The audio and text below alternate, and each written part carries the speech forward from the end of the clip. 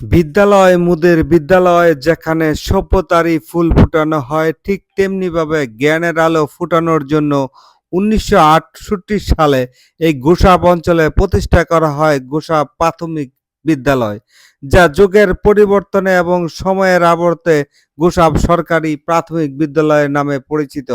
প্রতি বছরের ন্যায় ২০২৫ সালেও পরিবর্তিত পরিস্থিতিতে এই গোসাপ সরকারি প্রাথমিক বিদ্যালয়ে বাৎসরিক সাংস্কৃতিক ও ক্রীড়া প্রতিযোগিতা অনুষ্ঠিত হয়।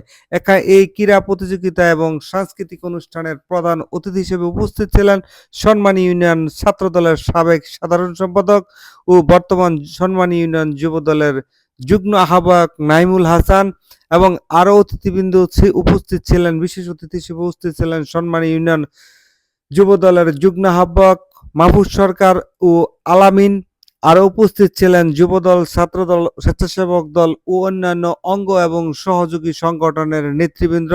আর এই সাংস্কৃতিক অনুষ্ঠানের সভাপতিত্ব করেন তহিদুজ্জামান তপন মেম্বার, সভাপতি সম্মানী ইউনিয়ন বিএনপি। এখানে সাংস্কৃতিক পর্বটা আপনারা দেখতেছেন। সাংস্কৃতিক অনুষ্ঠান উপভোগ করার জন্য অত্র অঞ্চলের অভিভাবকবৃন্দ এবং ছাত্রছাত্রীরা এবং যারা সংস্কৃতিকে খুবই পছন্দ করে সে সকল ব্যক্তিবর্গদের স্বতঃস্ফূর্ত উপস্থিতির মাধ্যমে এই সাংস্কৃতিক অনুষ্ঠানটি পরিসমাপ্তি হয়। নাচ গানের মাধ্যমে বিভিন্ন সময় উপযোগী বিভিন্ন নাটিকা এবং বিভিন্ন বিষয়বস্তুকে এই সংস্কৃতি পরিবেশনের বিষয়বস্তু হিসেবে নির্ধারণ করা হয়।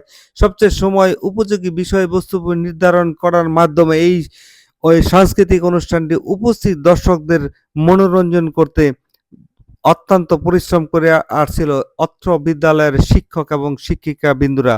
যেহেতু এটা সরকারি প্রতিষ্ঠান এবং সরকারি গোসাপ সরকারি প্রাথমিক বিদ্যালয়ের ২০২৫ সালের যে অনুষ্ঠান, সে অনুষ্ঠানকে জমকালো করার জন্য কর্তৃপক্ষের ছিল যথাযথ প্রচেষ্টা।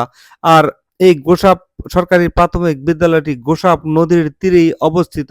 যে গোসাপ নদীটি দেখতেছেন সেখানে নামার জন্য একটি দর্শন একটি সিঁড়ি রয়েছে। এই সিঁড়ির উপর বসে অনেকেই সে সময় পার করেন এবং চমৎকার দৃশ্য। এই নদীটির পানি কখনো শুকায় না। আপনারা দেখতে পাচ্ছেন যেন যখন সাংস্কৃতিক অনুষ্ঠান শেষ হয়ে গেছে দলে দলে মানুষ তাদের নীরের দিকে ছুটে যাচ্ছে।